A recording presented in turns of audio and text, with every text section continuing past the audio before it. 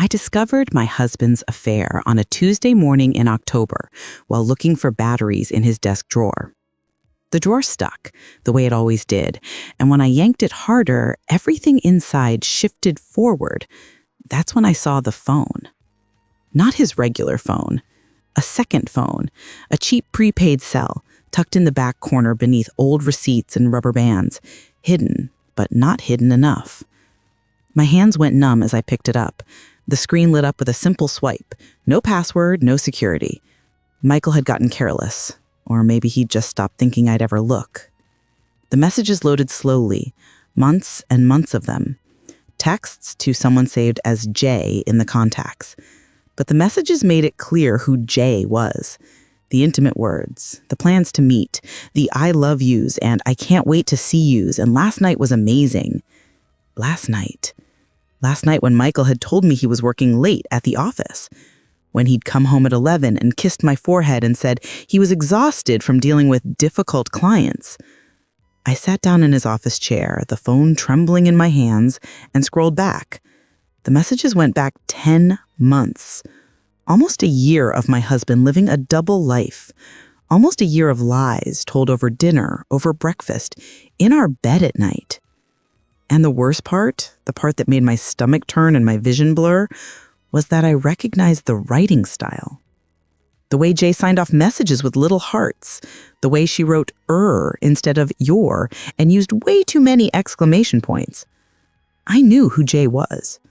I'd known her for 15 years. Jessica, my best friend, the woman who'd been my maid of honor at our wedding, the woman who came to our house for dinner every Sunday, the woman our children called Aunt Jess. My husband and my best friend had been having an affair for 10 months, and I'd been completely blind to it. I heard Michael's car in the driveway. He was home early. It was only 10 in the morning. I thought he was at work, but apparently he'd just been out, probably with her. I slipped the phone into my pocket and walked downstairs. My face felt strange, like I was wearing a mask. My heart was hammering so hard I thought he'd hear it. "Hey, babe," Michael said, hanging his keys on the hook by the door. He smiled at me, that familiar smile I'd loved for 17 years. "I thought you'd be at yoga." "Canceled," I said. My voice sounded normal. I was surprised by that. "How was the office?" "The usual, busy." He walked to the kitchen, poured himself coffee. "What are you up to today?" "Oh, laundry, errands." I watched him add cream to his coffee, watched him lean against the counter like this was just another ordinary morning. "Actually, Michael, there's something I need to talk to you about." He looked up, curious but not concerned. "Yeah? What's up?" I could have confronted him right then, could have pulled out the phone and thrown it at him, could have screamed, cried, demanded answers. But something stopped me, some instinct I didn't know I had, some voice in my head that said, "Don't react. Don't give him the satisfaction. Don't let him see you break." "Never mind," I said instead. "It can wait. You should get back to work." "You sure?" "I've got a few minutes." "I'm sure." After he left, I sat at the kitchen table and let myself feel it. The betrayal, the humiliation, the rage that was building inside me like a storm. My husband had been cheating on me for 10 months with my best friend. They'd been meeting in secret, texting constantly, probably laughing about how clueless I was, how easy it was to fool me. And maybe it had been easy. I trusted them both completely. I'd never questioned when Michael worked late or when Jessica canceled plans at the last minute. I'd never looked for signs because I'd never imagined I needed to. But now I knew. And the question wasn't whether to confront them. The question was how. I could divorce Michael, of course, take him for everything he had, make the affair public, humiliate him, destroy his reputation. But that felt too simple. Too predictable, too easy for him. And Jessica, what consequence would she face? She'd lose our friendship, sure, but she'd probably just move on, find new friends, continue living her life while I dealt with the wreckage of mine. No, that wasn't good enough. They'd been playing me for 10 months, living double lives while I'd been faithful, honest, devoted. They'd made a fool of me, and now I was going to make them pay for it. Not with screaming or tears or messy confrontations, but with something else. Something calculated. Something that would hurt them the way they hurt me. I just needed to figure out what. I picked up the burner phone and read through the messages again, slowly this time, looking for details, for patterns, for information I could use. And then I saw it. A message from 3 weeks ago. Jessica to Michael, "We need to be more careful. David is starting to ask questions about where I've been." David, Jessica's husband, my friend, a good man who, like me, had no idea what his spouse was doing behind his back. That's when the plan started forming in my mind. Not fully developed yet, but the outline of it. The shape of what I could do. They wanted to play games? Fine. I'd play too. But I'd play to win. And by the time I was done, Michael and Jessica would understand that betraying me was the biggest mistake they'd ever made. This is the story of how I discovered my husband's affair with my best friend and how I got my revenge. Not the kind of revenge that's quick and loud and satisfying in the moment, but the kind that's slow and strategic and absolutely devastating. The kind of revenge they never saw coming. The week leading up to that weekend felt like standing on the edge of a cliff. Every conversation with Michael, every text from Jessica, I was hyper-aware of the lies, the performance, the careful choreography of their deception. On Wednesday, exactly as I'd predicted, Michael told me about his work commitment. "Babe, I'm really sorry, but I have to go to Seattle this weekend," he said over dinner. "Big property deal closing. I need to be there in person." "This weekend?" I kept my voice neutral, slightly disappointed but understanding. The perfect wife. "But it's Emma's birthday on Sunday." "I know. I feel terrible about it." He did look guilty, which was almost funny. "But this deal is huge. It could set us up really well financially. I'll make it up to her, I promise." Emma, who'd been listening, rolled her eyes.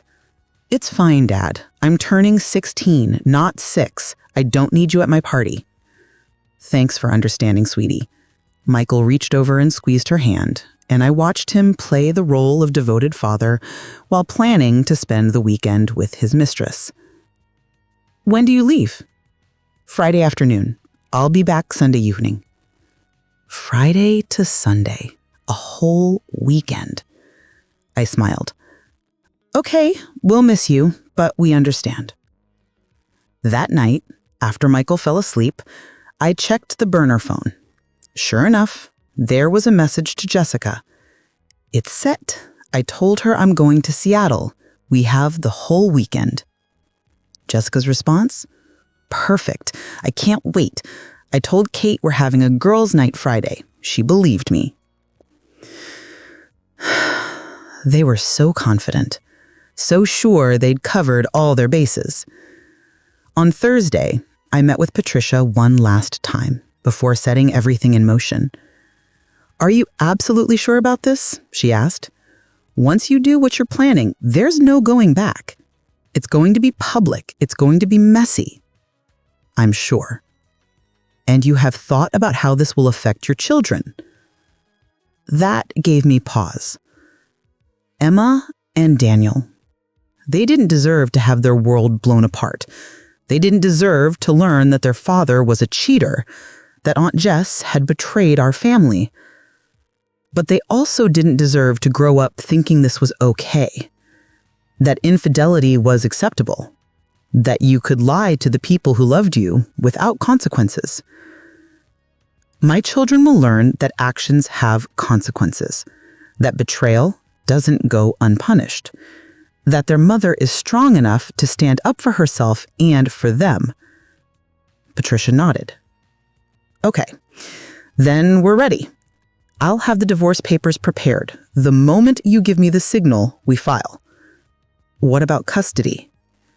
"With the evidence you have, The affair, the financial deception, everything. We should be able to get you primary custody and a very favorable financial settlement. Michael will have visitation rights, of course, but the house, the majority of assets, child support, you'll be well taken care of. And Jessica's husband? I've prepared a package of evidence for David, too. When you're ready, we'll make sure he gets it. He'll have everything he needs to divorce Jessica and understand exactly why his marriage ended. Friday morning arrived. Michael packed his bag, kissed me goodbye, told the kids he loved them. He looked so normal, so much like the man I'd married 17 years ago.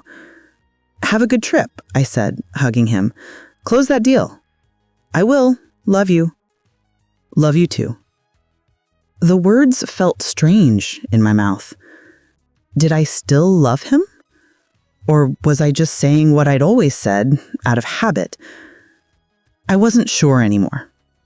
All I felt was cold determination. After Michael left, I texted Jessica. "Michael just left for Seattle. Still on for tonight?" "Absolutely. Come over around 7? I'll order Thai food." "Perfect. See you then." But I wasn't going to Jessica's house at 7. None of this was going according to their plan. I called Chris. "It's happening. Are you ready?" "Everything's set up. You're sure you want to do this?" "I'm sure." "Okay, I'll be monitoring everything remotely. If you need me, just call." Then I called David, Jessica's husband, the other person in this mess who'd been lied to, betrayed, made a fool of. "Kate, everything okay?" "David, I need to talk to you. In person, it's important. Can you meet me for coffee?" "Sure. When?" "Right now, if possible." "That sounds serious. Is something wrong?" "Just meet me, please. The Starbucks on Morrison Street. I'll be there in 20 minutes. I arrived first, got a corner table where we could talk privately. David showed up 10 minutes later, looking worried. "Kate, what's going on? You sounded strange on the phone." I didn't ease into it. There was no gentle way to deliver this news. "David, I'm so sorry to have to tell you this, but Jessica is having an affair with Michael. It's been going on for 10 months.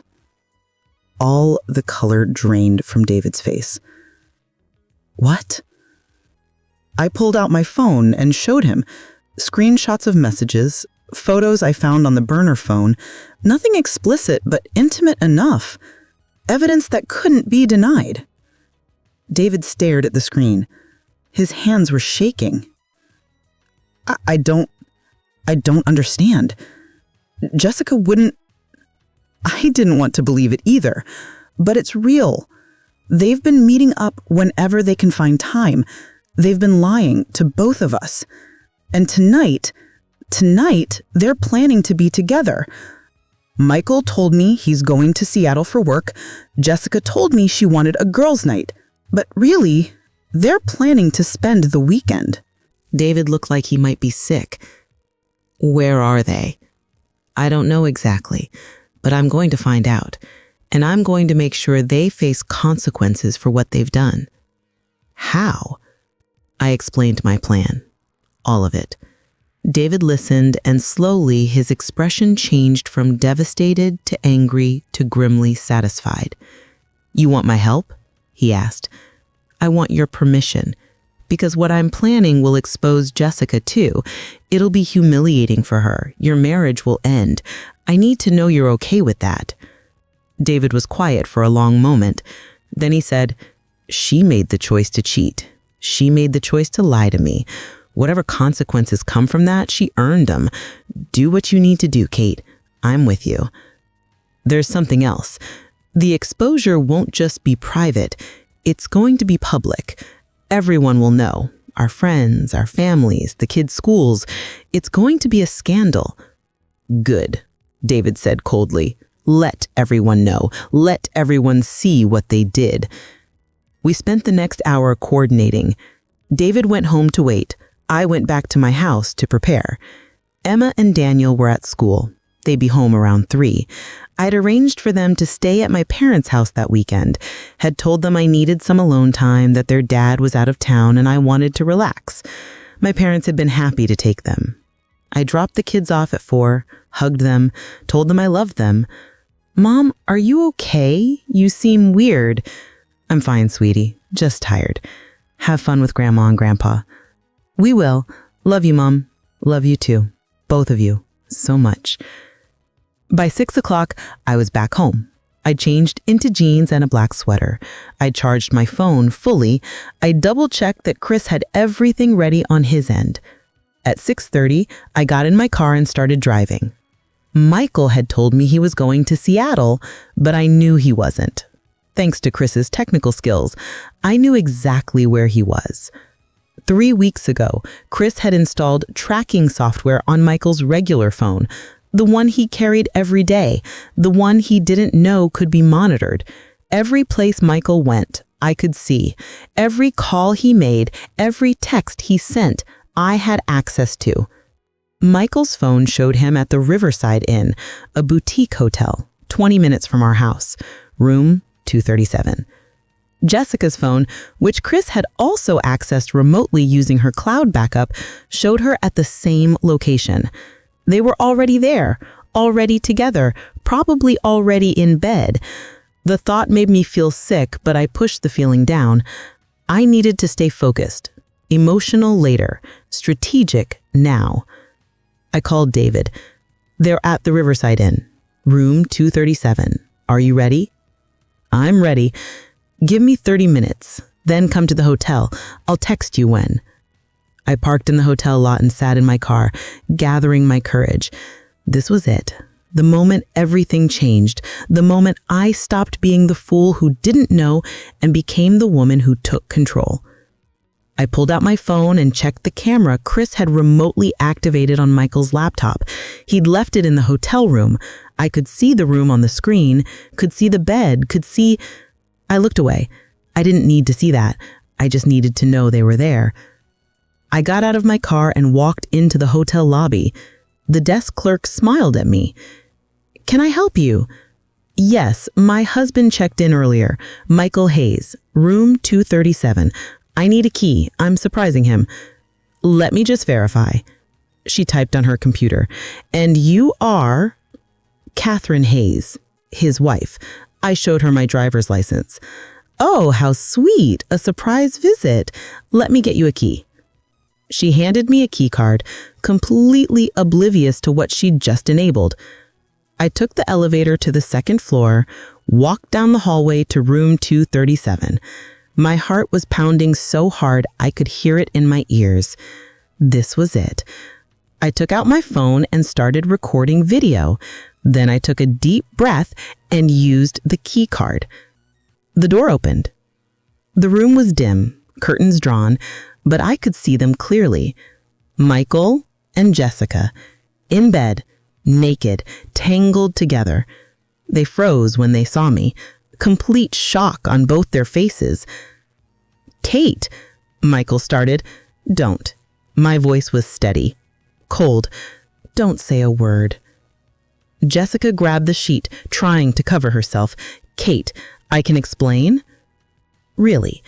You can explain how you've been fucking my husband for 10 months?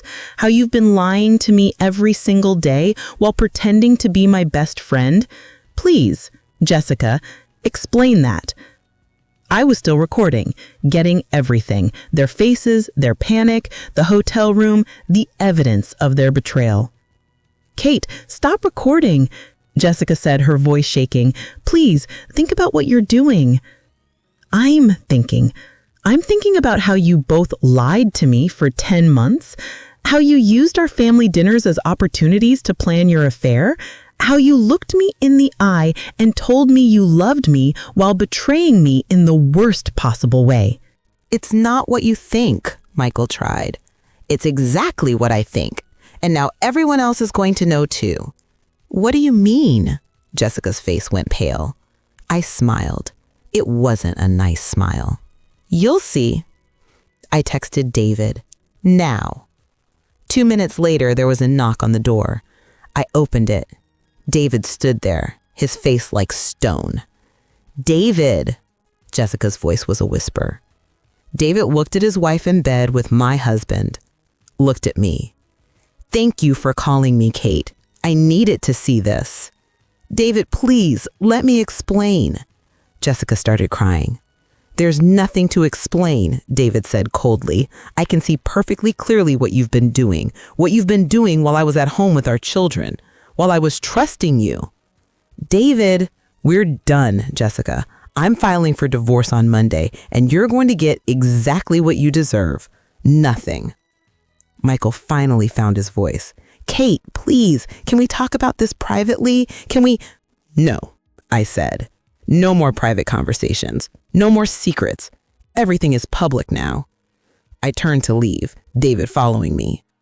Kate, wait.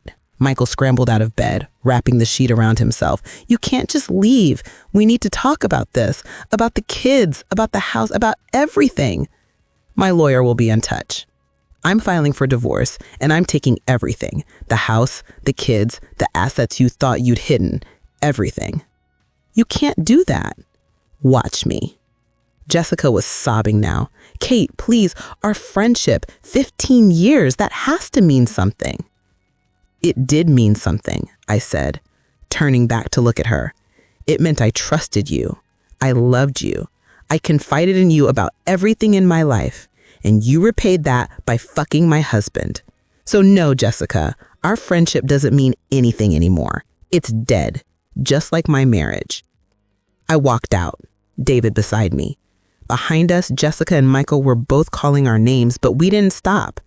We walked down the hallway, into the elevator, through the lobby, out to the parking lot. Are you okay? David asked when we got outside. No, but I will be. What happens now? Now, we go home. We file for divorce, and we watch them try to explain this to everyone they know. David nodded. Kate, thank you for telling me, for showing me. I would have spent the rest of my life not knowing if you hadn't. You deserve to know, just like I deserve to know.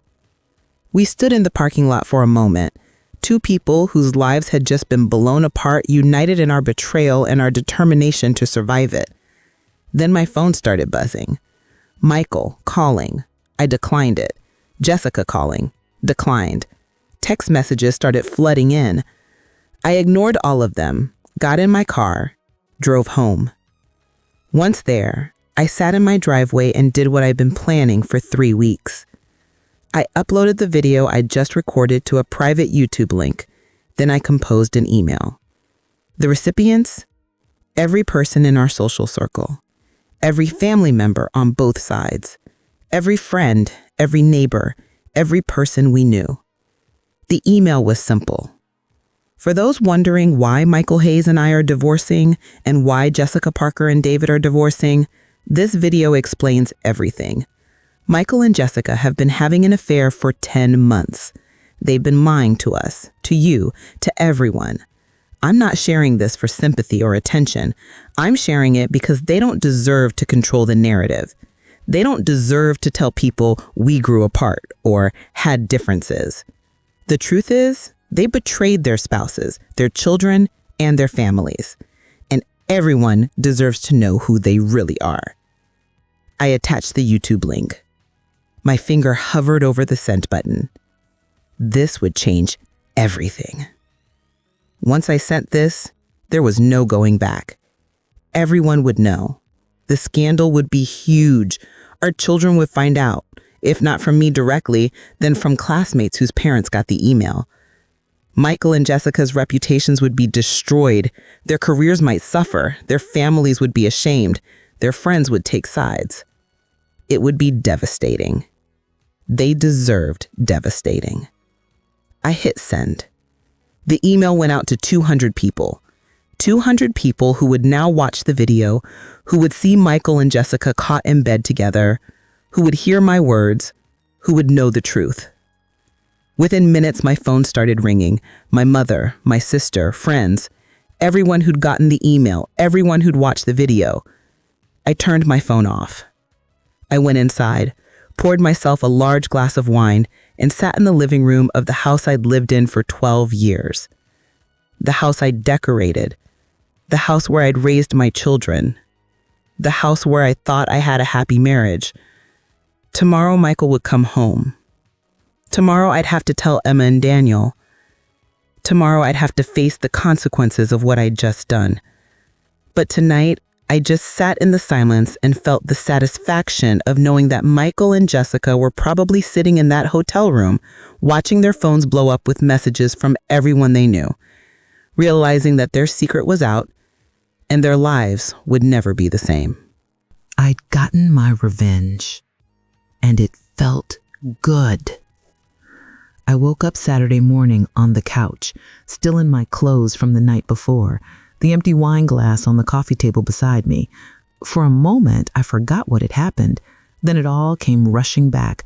The hotel room, the video, the email sent to 200 people. I turned my phone back on. It exploded with notifications, hundreds of them, texts, calls, voicemails, emails, social media messages.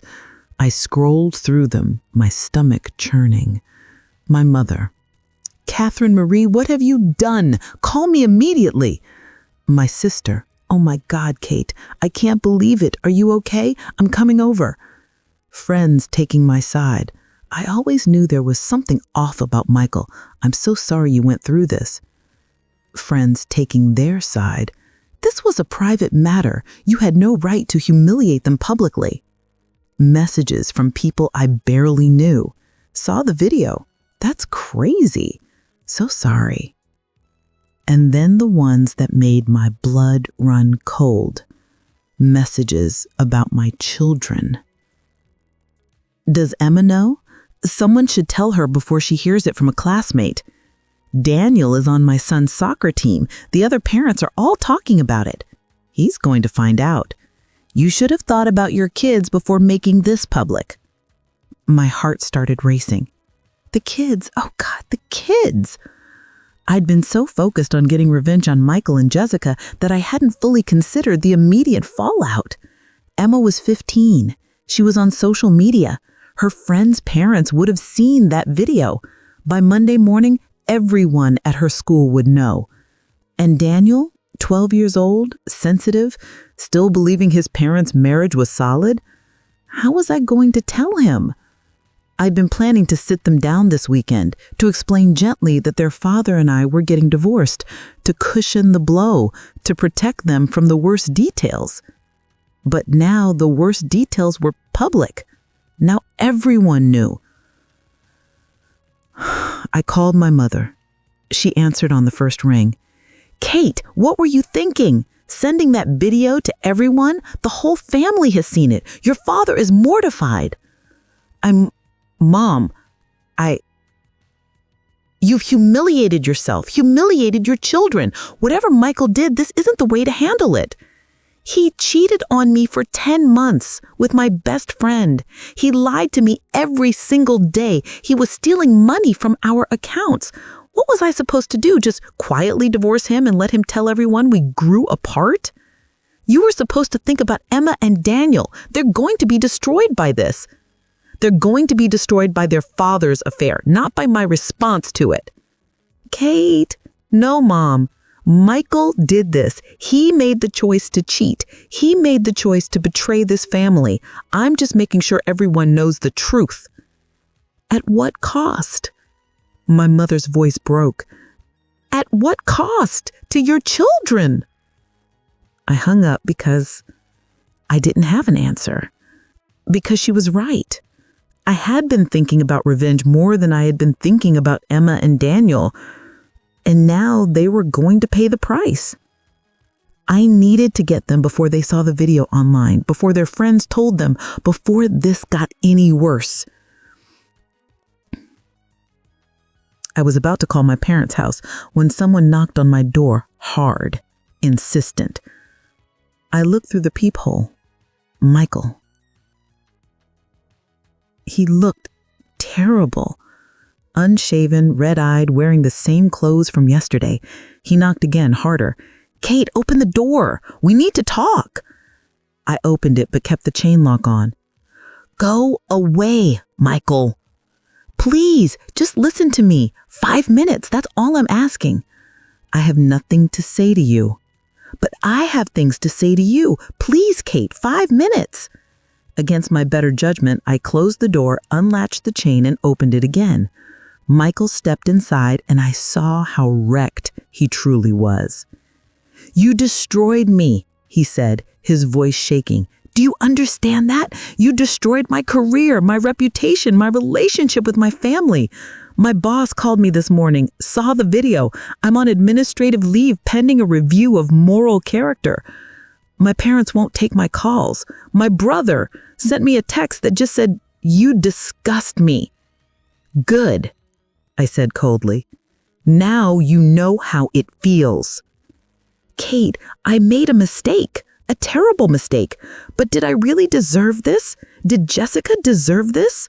We're human beings. We made an error of judgment. An error of judgment? I laughed, a harsh sound. An error of judgment is forgetting to pay a bill. An error of judgment is saying something rude when you're tired. Having a 10-month affair is not an error of judgment. It's a choice. Hundreds of choices. Every time you lied to me, every time you met her, every time you texted her from our bedroom while I was sleeping, those were choices. I know they were, and I'm sorry. I'm so fucking sorry, Kate. I never meant to hurt you. You just didn't care if you did. There's a difference. Michael sank onto the couch, his head in his hands. What have I done? What have I done to my family? You've destroyed it. That's what you've done. The kids, he said, looking up at me. Have you told them yet? I was about to go get them when you showed up. Let me come with you. Let me help explain. Absolutely not. You've done enough. Kate, they're my children too. I have a right to be part of this conversation. You lost that right when you cheated on their mother. That's not how custody works, and you know it. I'm their father. You can't just cut me out of their lives because I made a mistake. Watch me. Michael stood up, and for a moment I saw anger flash across his face. You're being vindictive. This isn't about protecting the kids. This is about punishing me. You could have divorced me quietly. You could have handled this with dignity, but instead you chose humiliation. You chose to make this public. You chose revenge. And now our children are going to suffer because of your choices.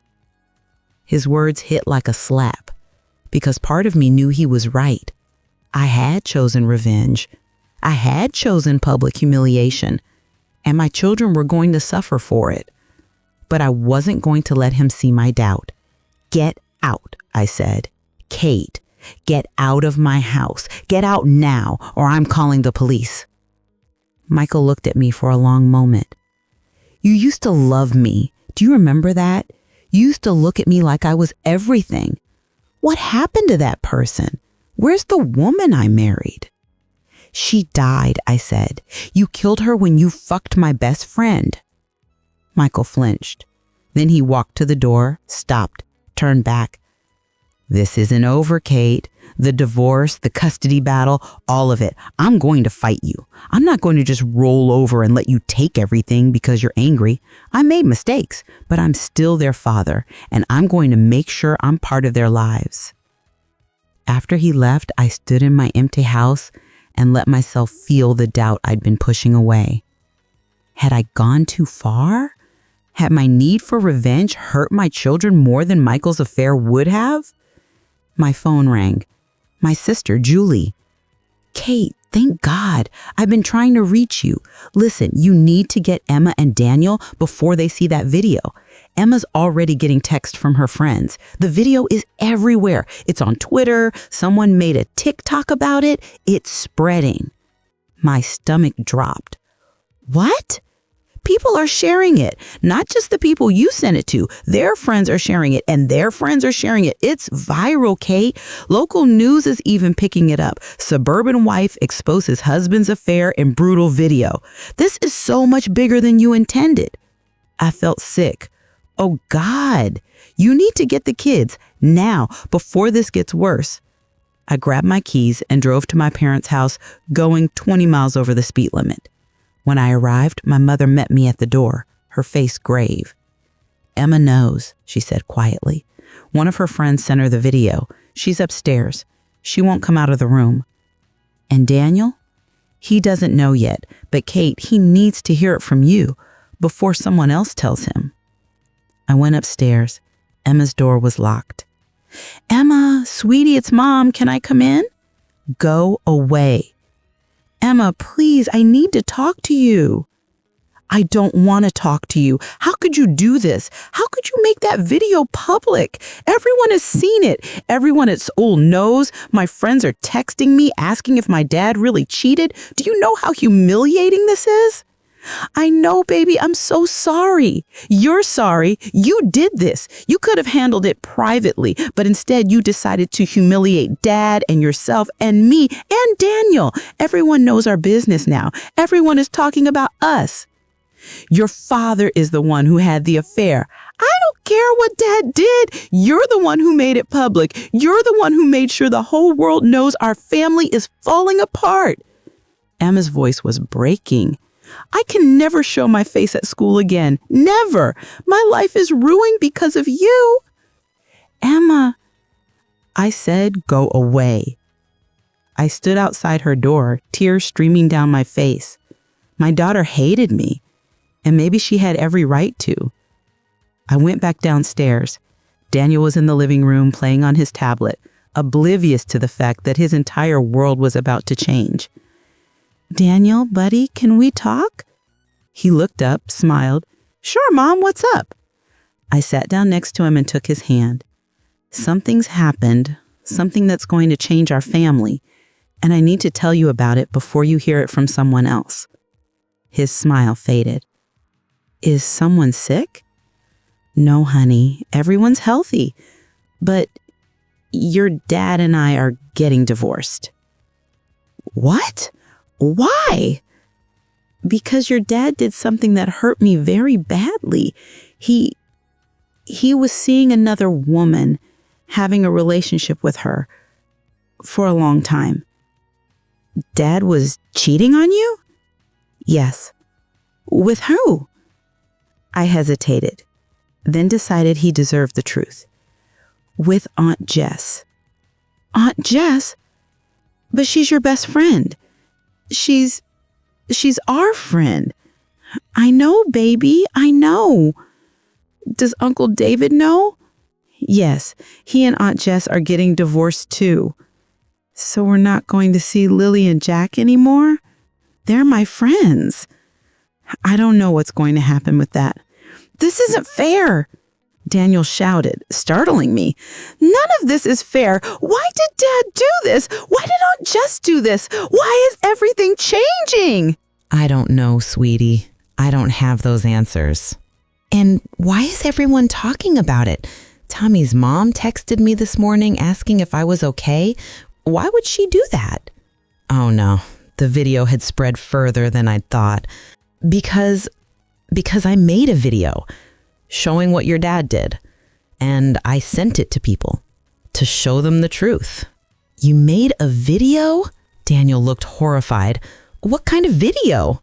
Just proof of the affair. And you sent it to people? To our friends and family? Yes. Daniel stared at me. Mom, that's mean. That's really mean. Dad did something bad, but you did something mean. You embarrassed him. You embarrassed all of us. He ran upstairs. I heard his door slam. Both my children hated me now. Both of them blamed me more than they blamed Michael. My mother came into the living room. Kate, what were you thinking?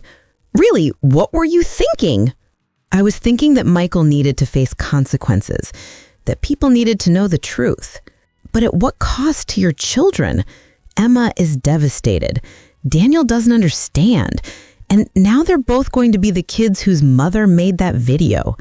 The kids whose family drama went viral. Do you know how much they're going to be bullied? How much they're going to suffer?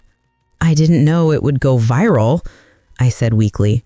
You sent it to 200 people. What did you think would happen? She was right. I'd been so focused on hurting Michael and Jessica that I hadn't thought through the consequences, hadn't really considered how this would affect Emma and Daniel, hadn't imagined it would spread beyond our immediate circle. I'd wanted revenge, and I'd gotten it, but the cost was higher than I anticipated. My phone rang. Patricia, my lawyer. Kate, we need to talk. Have you seen the news? What news? Turn on your TV, Channel 8. I turned on the television. There on the local news was a story. Suburban wife's revenge goes viral. They showed screenshots from the video, thankfully blurred, and discussed the ethics of public shaming in the digital age. The video, sent by Catherine Hayes to friends and family, has now been viewed over 50,000 times. It sparked a debate online about privacy, revenge, and how we handle betrayal in the modern age. They had my name, my full name, on the news? Kate, Patricia's voice on the phone, are you there? They used my name, whispered. Yes, and Michael's and Jessica's. This is much bigger than a private divorce now. This is a public scandal, which means we need to be very careful about how we proceed. Michael's lawyer is going to use this video as evidence that you're vindictive and emotionally unstable. They're going to argue that you're not fit to have primary custody. What? Kate, you publicly humiliated the father of your children. You exposed your family's private business to thousands of people. You didn't consider the impact on your children. A judge could see that as poor judgment, could see you as a parent who prioritizes revenge over your children's well-being. But Michael's the one who cheated. Infidelity doesn't automatically mean someone's a bad parent, and you just gave Michael's lawyer ammunition to argue that you are. We need to do damage control, immediately. I hung up and sank onto the couch. What had I done? I wanted to hurt Michael and Jessica. I wanted justice. I wanted everyone to know the truth. But in doing so, I'd hurt the people I loved most. My children, who didn't deserve to have their family drama broadcast to the world, who didn't deserve to be bullied and gossiped about and known as the kids from that video. There was a knock at my parents' door. Julie answered it. I heard voices. Then Julie called, Kate, David is here. He wants to talk to you. David came into the living room. He looked as wrecked as Michael had. Dark circles under his eyes, exhausted. Kate, we need to talk about what we've done. We? This was my plan. You just went along with it. I know, and I regret it. Jessica is destroyed. Her nursing supervisor saw the video. She's been placed on leave while they determine if this affects her fitness to practice. Her parents won't speak to her. Her sister called her a whore. And Lily? His voice broke. Lily is getting bullied at school. Kids are saying terrible things to her about her mother. I'm sorry. I didn't mean for the kids to get hurt. But they are hurt. They're all hurt. Emma, Daniel, Lily, Jack, they're suffering because of what we did, because we chose revenge over protecting them. Aceris and Michael made that choice when they started the affair. No, Kate. They made the choice to cheat. We made the choice to go nuclear. We made the choice to make this public. We made the choice to humiliate them in the most brutal way possible. And our kids are paying the price. I couldn't argue with him because he was right. What do we do now? I don't know. I honestly don't know. But I think we went too far. I think we let our anger control us. And now we have to live with the consequences. After David left, I sat alone in my parents' living room and faced the truth I'd been avoiding. I'd gotten my revenge. I'd exposed Michael and Jessica. I'd humiliated them publicly. I'd made sure everyone knew what they'd done. But in doing so, I'd hurt the people I loved most. My children, who didn't deserve to have their family drama broadcast to the world, who didn't deserve to be bullied and gossiped about and known as the kids from that video. I'd let my pain and anger make me cruel. I'd let my need for justice make me vindictive. I'd let my desire for revenge blind me to what really mattered, protecting Emma and Daniel. And now I had to find a way to fix it, if it can even be fixed. The next 72 hours were the longest of my life, longer than labor with Emma, longer than the nights I'd stayed up with sick children, longer than anything I'd ever endured. By Sunday afternoon, the video had been viewed over 200,000 times. News outlets across the country had picked it up. I was trending on Twitter. There were think pieces in online magazines about vigilante justice and the dangers of revenge porn and protecting children during divorce. Strangers were debating my choices, my character, my fitness as a mother. People who'd never met me, never met my children, never lived through betrayal. They all had opinions about what I should have done differently. She had every right to expose them, some said. She's a vindictive monster who hurt her own children, others countered. The truth, I was learning, was that I was both. I'd had a right to be angry, and I'd also made choices that hurt my children. Both things were true. On Monday morning, I had to face the thing I'd been dreading most, telling Emma and Daniel that they had to go back to school, that they had to face their classmates who'd seen the video, heard the gossip, knew all about our family's drama. Emma refused to come out of her room at my parents' house. "I'm not going," she said through the door. "I'm never going back to that school. Everyone has seen it, Mom. Everyone knows. I can't face them." "Sweetie, I know it's hard. You don't know. You're not the one whose friends are asking if your dad really got caught in bed with Aunt Jess. You're not the one whose boyfriend's mother said he can't date you anymore because our family is too dramatic. You're not the one whose entire life is ruined." "Emma, please. Why did you do it, Mom? Why couldn't you just divorce him quietly? Why did you have to make that video? Why did you have to send it to everyone? Why did you have to ruin everything?" I leaned against the door, tears streaming down my face, because I was angry, because I was hurt, because I wanted your father to face consequences for what he'd done. But I'm the one facing consequences, me and Daniel, not Dad, us. She was right. Michael and Jessica were facing consequences too. Michael's job troubles, Jessica's suspension, their ruined reputations. But Emma and Daniel were facing the worst of it.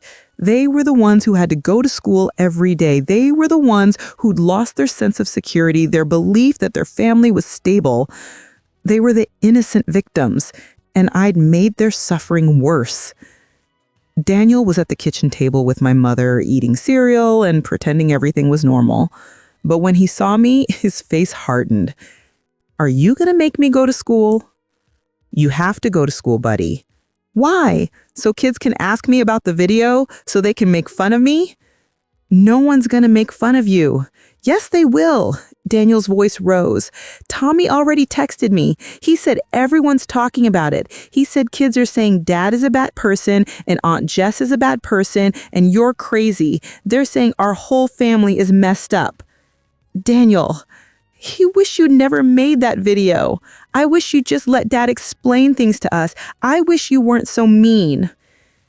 He pushed away from the table and ran upstairs. My mother looked at me with sad eyes. "Kate, you need to fix this." "How? How do I fix it?" "I don't know, but you need to try."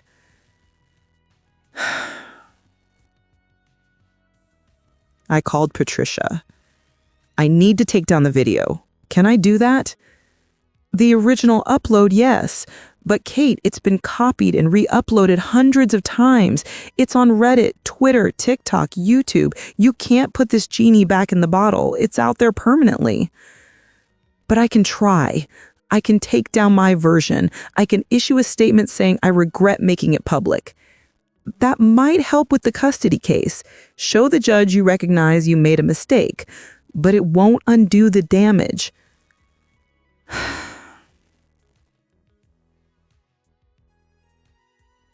I took down the original video.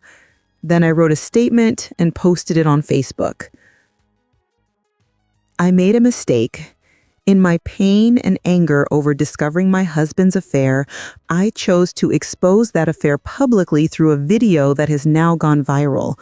My intention was to reveal the truth, but I didn't fully consider the impact on my children who have been hurt by my decision to make private matters public. To Emma and Daniel, I'm sorry. I was trying to protect our family, but I hurt you instead. I let my anger make me cruel, and you didn't deserve that. I love you more than anything, and I will spend the rest of my life trying to make this right. To everyone who has watched, shared, or commented on the video, I ask you to think about the children involved. This isn't entertainment. These are real people, real kids who were suffering. Please stop sharing the video. Please let my family heal in private. I'm not asking for sympathy or understanding. I'm just asking for mercy for my children who deserve better than what they've been given. The statement got shared almost as widely as the video had. Comments ranged from supportive to vicious. She's only sorry because it backfired. At least she's acknowledging her mistake. Those poor kids, both parents failed them. On Monday afternoon, I got a call from Emma's school. The principal wanted to meet with me. I know, I'm working on fixing this. Mrs. Hayes, with all respect, the damage is done. The question now is how we support Emma through it. I'd like to suggest she meet with our school counselor. I'd also like to discuss whether a temporary break from school might be beneficial. Perhaps independent study for the rest of the semester. You want her to leave school? I'm suggesting it might be easier for her to complete this year away from her peers and then return next year when the situation has died down. In other words, your daughter is being bullied because of what you did, and the easiest solution is to remove her from school. I'll talk to her about it, I said. Daniel's school called that afternoon with a similar message.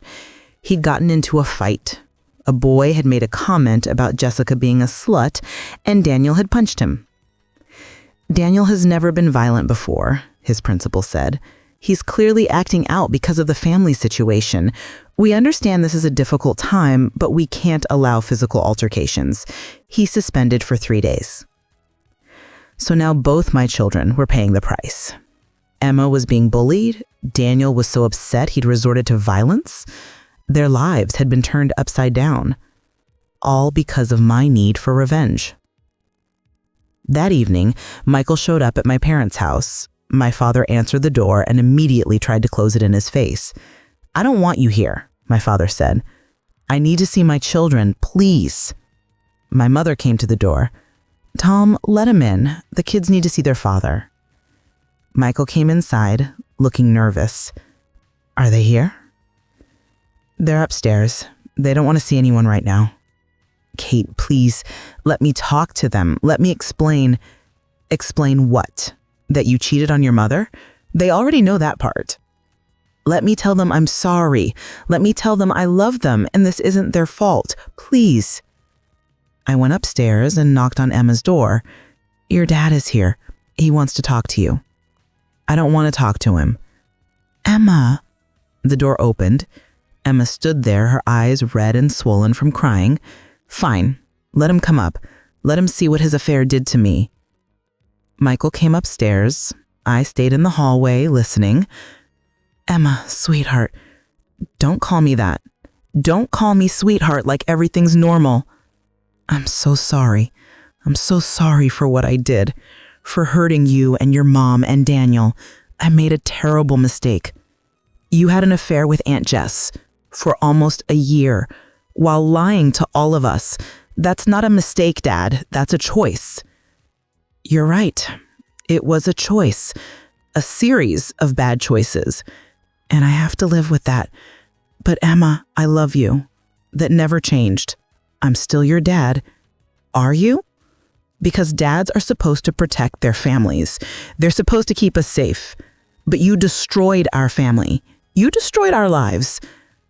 I know. And I will regret that for the rest of my life. There was a long silence. Then Emma said, "Why did you do it? Why did you cheat on Mom? Was she not enough for you?" "It had nothing to do with your mom. She is a wonderful woman. This was about me, about feeling old and boring and like my life was predictable, about wanting to feel exciting again. But that's not an excuse. There's no excuse for what I did." "You're right. There's no excuse." Emma's voice was cold. "And now everyone knows. Everyone knows what you did. Everyone knows our family is a mess. And I have to live with that every day at school. Kids whisper about me. They laugh. They ask me invasive questions. My life is ruined because of what you did. Emma, get out. I don't want to talk to you anymore." Michael came out of Emma's room looking devastated. He knocked on Daniel's door. "Daniel, son, can I come in?" "Okay." I couldn't hear their conversation as clearly, but I heard Daniel's voice rise at one point. Heard him say something about, "Why did you do this to us?" When Michael came back downstairs, his face was wet with tears. "They hate me," he said. "My own children hate me." "What did you expect?" I asked. "I don't know. I guess I thought they'd be angry, but they'd still love me, that we could get through this as a family somehow. But they don't want anything to do with me. They can't even look at me." "That's what betrayal does, Michael. That's what happens when you destroy the foundation of trust your family is built on." Michael looked at me. "You're right. About all of it. I destroyed our family. I hurt everyone I love. And I deserve everything that's happening to me." He paused. "But Kate, the video, you hurt them too. You exposed them to all of this in the worst possible way." "I know. So what do we do now? How do we protect them from more harm?" It was the first time Michael and I had agreed on anything in weeks. We both needed to protect our children. Whatever else happened between us, that had to be the priority. "I don't know," I admitted, "but we need to figure it out. Together." Over the next few days, Michael and I met several times, always with our lawyers present, to discuss how to handle the situation. For the first time since discovering the affair, we weren't enemies. We were two parents trying to minimize the damage to our children. We agreed on several things. We would both issue public apologies for our parts in the scandal, Michael for the affair, me for making it public. We would present a united front to Emma and Daniel, making it clear that while we were getting divorced, we were still a family. We would agree to joint custody with minimal conflict, no bitter custody battle, no fighting over the children, just a straightforward, amicable arrangement focused on their well-being. We would both commit to family therapy with Emma and Daniel to help them process the trauma. And we would request that all media coverage stop, that people stop sharing the video, that our family be allowed privacy to heal. Michael's public statement went up on Facebook. "I had an affair. I betrayed my wife, my children, and my family's trust. There's no excuse for what I did. Catherine had every right to be angry, and while I wish she'd handled things differently, I understand her pain and rage. I caused this situation. The consequences are mine to bear. To Emma and Daniel, I'm sorry. I know those words aren't enough, but I'll spend the rest of my life trying to earn back your trust and respect. I love you both more than anything.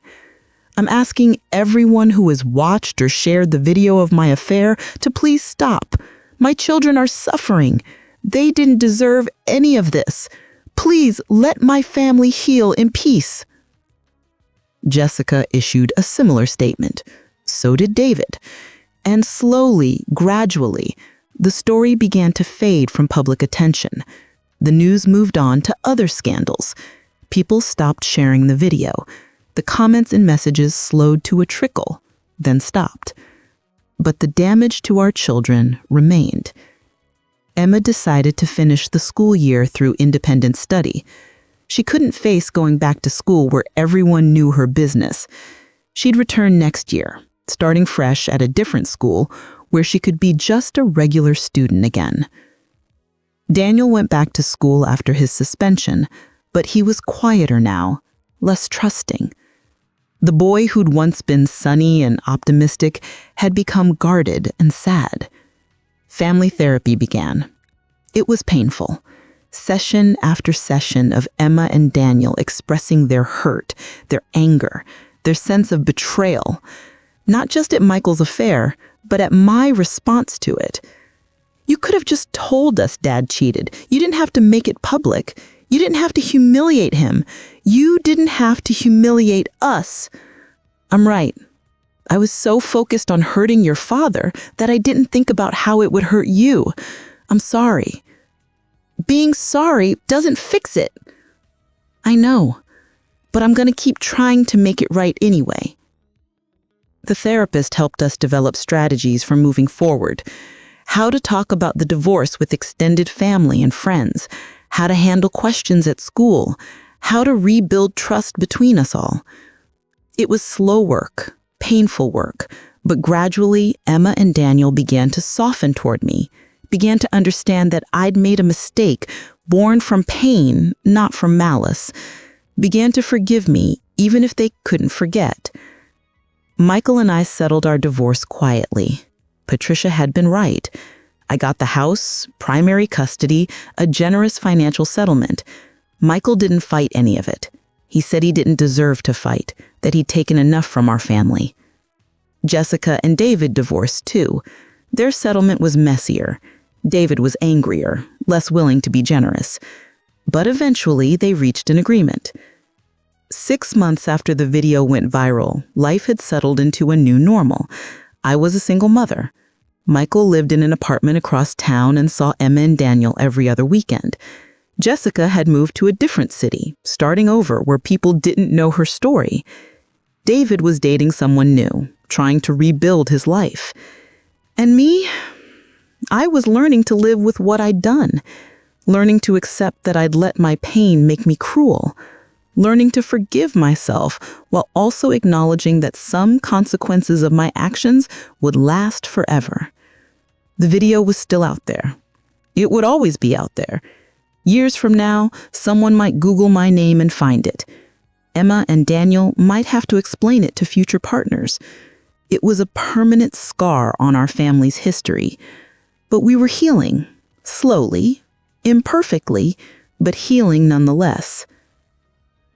One evening, about 8 months after everything happened, Emma came into my room. "Mom, can we talk?" "Of course, sweetheart." She sat on my bed. "I've been thinking a lot about what happened, about the affair and the video and everything." "Okay." "And I think I understand now why you did it, why you made the video. You were hurt. You were betrayed by the two people you trusted most, and you wanted them to feel that pain too. You wanted justice." "Yes, that's exactly it." "But Mom, I also think you were wrong. Not about being hurt, not about being angry, but about how you handled it, about making it public, about not thinking about me and Daniel first."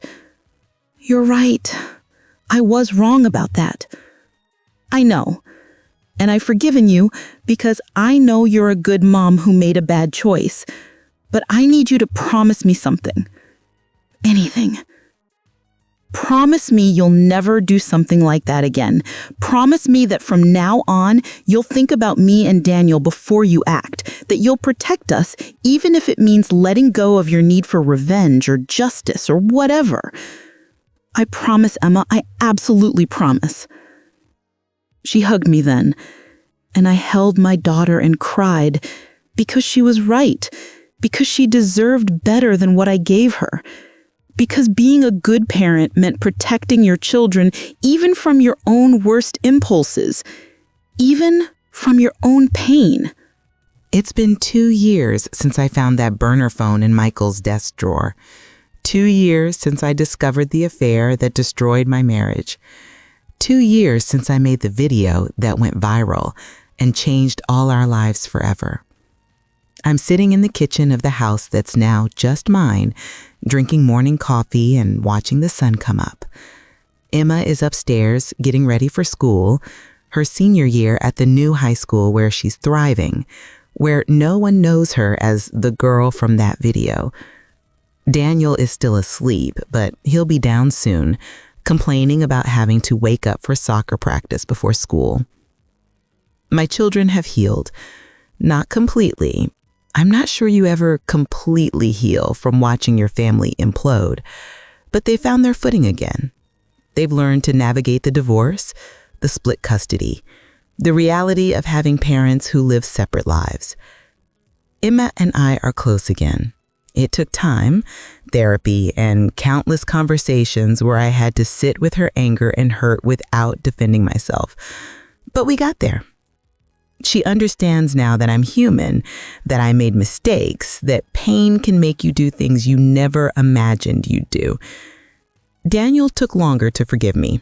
For almost a year, he was distant, polite but cool. Then one day he came home from Michael's apartment and said, "Dad's girlfriend is nice, but she's not you. You're still my mom. You're still the one I want to talk to." I cried when he said that. Happy tears. Grateful tears. Michael and I have managed to build something unexpected, a functional co-parenting relationship. We're not friends. We never will be. But we can be in the same room without tension. We can coordinate schedules and discuss the kids without fighting. We can even occasionally share a laugh about something Emma or Daniel said. He's dating someone now. A woman named Claire who works in his office. She's never married, has no children, seems kind. The kids have met her. They say she's fine. Not trying to be their mother, just trying to be someone in their dad's life. I'm happy for Michael. Not because I've forgiven him. I'm not sure I ever fully will.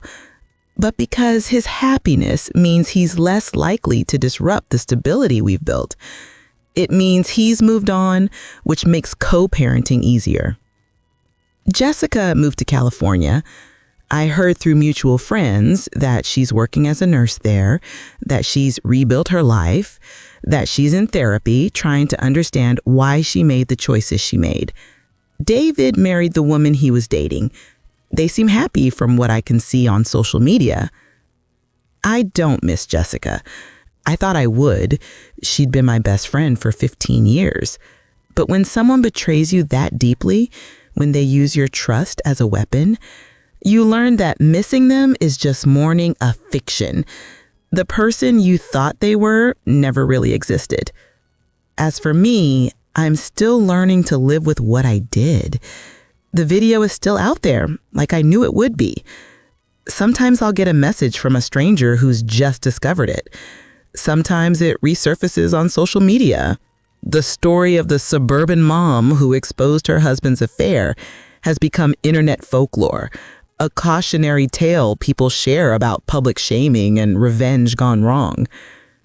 I've learned to make peace with it, not to be proud of it.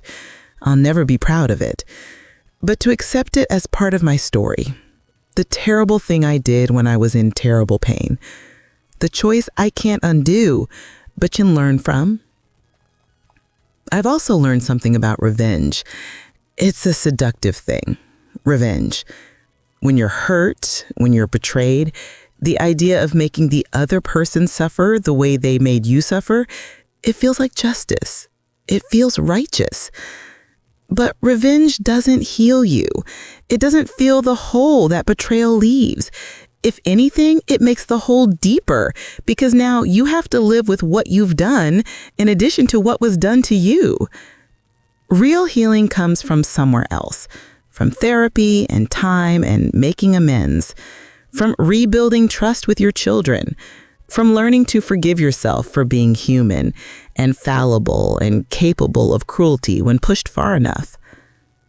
I started a new job last year, still graphic design, but now I work for a nonprofit that helps women rebuild their lives after divorce. I help them design materials for their new businesses, their new starts. I give them advice about navigating divorce with children. I tell them my story, all of it, including the parts I'm not proud of, so they can learn from my mistakes.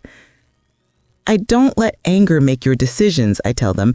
Don't let pain turn you into someone you're not. You can be hurt and justified in your anger without being destructive. You can seek justice without seeking revenge. Some of them listen. Some of them, I can tell, are going to make the same mistakes I did. Pain is a powerful force, and not everyone can resist the pull toward cruelty. But I try. I tell my story, and I hope it makes a difference. I've also started dating again. Nothing serious yet, but I'm open to the possibility. My therapist says that's growth, being able to trust again after betrayal, being able to imagine loving someone without constantly waiting for them to hurt you. Last month, I went on a date with a man named Robert. He's a teacher, divorced, has 2 kids of his own. On our 3rd date, he asked about my divorce. It's complicated, I said. Most divorces are. Mine more than most. I took a breath. If you Google my name, you'll find a video of me catching my husband with my best friend. I made it public. It went viral. It's my biggest regret. Robert was quiet for a moment. Then he said, "Everyone has a biggest regret. At least you're honest about yours. You're not horrified. I'm sure you had your reasons, and I'm sure you've learned from it. That's what matters. Not that you made a mistake, but that you grew from it. That's what I'm trying to do. Grow from it. Become someone better than the woman who let rage and pain turn her cruel. Some days are easier than others. Some days I can look back on what happened with distance and wisdom. Other days, the shame of what I did to my children still crushes me. But I keep going. I wake up every morning and I try to be a good mother. I show up for Emma's college visits and Daniel's soccer games. I cook dinner and help with homework and listen to their stories about their days. I'm rebuilding their trust in me, brick by brick, showing them through consistent action that I'm not the person who made that video, or rather, that I'm more than that person, that I contain that capacity for cruelty, yes, but also capacity for growth, for change, for learning to do better. Last week, Emma and I were driving home from looking at colleges. She'd been quiet most of the ride, looking out the window. "Mom," she said finally, "can I ask you something?" "Always." "Do you regret divorcing Dad, or just regret how you did it?" I thought about that. Both, actually. I regret that our marriage ended, not because I still love him romantically, but because divorce is hard on everyone, and I wish we could have avoided it. But I don't regret leaving a man who betrayed me. I just regret making that leaving so public and painful for you and Daniel. Do you think you and Dad could have worked it out if you'd tried counseling instead of revenge? I don't know, Sleety. Maybe. Or maybe the affair revealed problems in our marriage that were already there. Maybe we would have ended up divorced anyway, just with less drama. Do you think you'll get married again? Maybe. Someday, if I find someone worth trusting with my heart. But I'm not in a hurry. I'm okay on my own. You're strong, Mom. Stronger than I thought when I was mad at you. You're strong too. Both you and Daniel. You survived something really hard. You're both going to be okay. We are, Emma agreed. We really are. And we are. All of us. We're okay. Not perfect, not unmarked by what happened, but okay. I think about Michael sometimes, about the man I married at 23. We were so young, so sure we'd be together forever. We had no idea how complicated life would get, how many ways we could hurt each other, how hard it would be to keep promises made when you're young and naive. Part of me will always love the boy he was when we met, but I don't love the man he became, the man who could lie to me for 10 months, the man who could sleep with my best friend while watching me make dinner for her family. That man is a stranger to me. And the woman who made that video, the woman who let rage override judgment, who prioritized revenge over her children's well-being, she's a stranger to me too. I'm someone different now. Someone who's learned that pain doesn't justify cruelty, that betrayal doesn't give you permission to betray your own values, that the high road exists for a reason, even though it's harder to walk. I'm someone who understands that revenge might feel satisfying in the moment, but regret lasts so much longer. If I could go back to that Tuesday morning when I found the burner phone, would I do things differently? Yes, absolutely yes. I would still leave Michael. I would still expose the affair to David. I would protect my financial interests and fight for primary custody, but I would do it quietly, privately.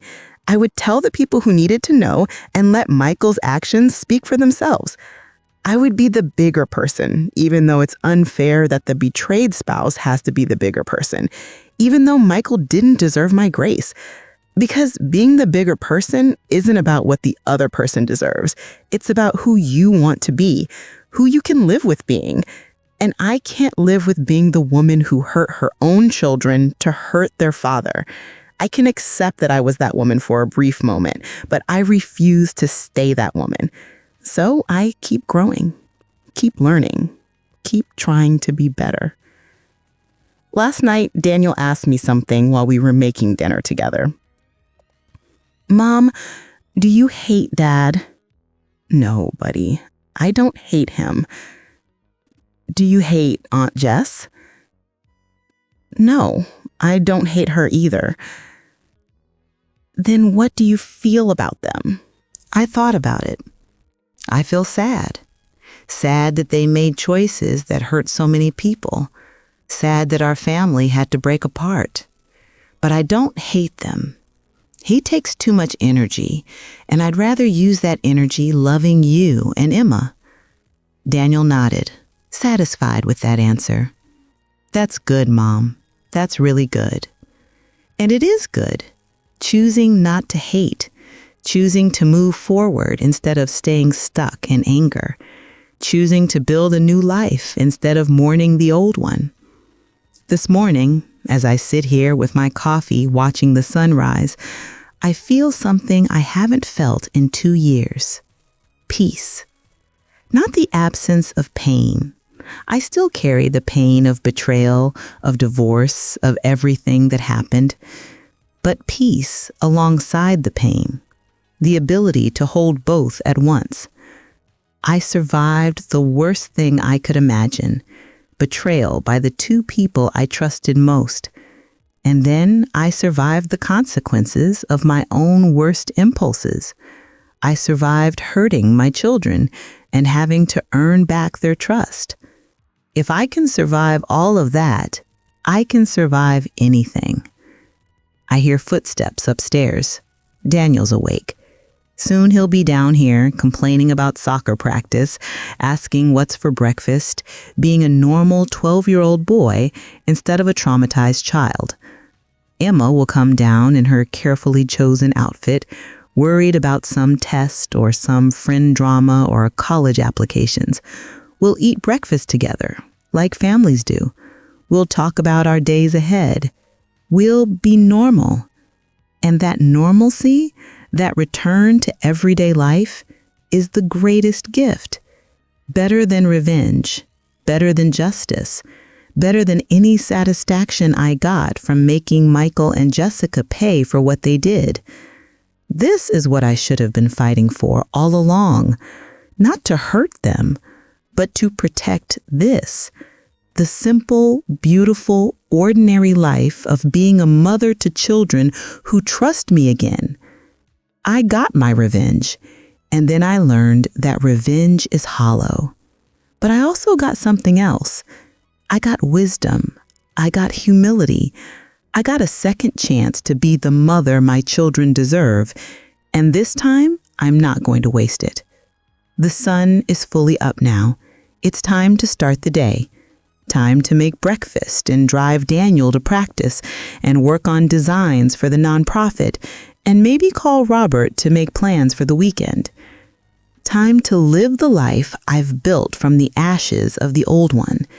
It's not the life I planned when I married Michael at 23. It's not the life I imagined when I was raising small children and dreaming of growing old with my husband. But it's mine. And it's good. And it's enough. More than enough. 2 years ago, I wanted revenge. I wanted Michael and Jessica to suffer the way they'd made me suffer. I wanted justice, exposure, consequences. I got all of that, and it cost me more than I ever imagined. But I also got something else. I got to become someone new, someone stronger, someone wiser. Someone who understands that the best revenge isn't hurting the people who hurt you. The best revenge is building a good life anyway, despite the pain, despite the betrayal, despite everything. The best revenge is healing, growing, thriving. The best revenge is being happy. And I'm getting there. Slowly, one day at a time. I'm getting there.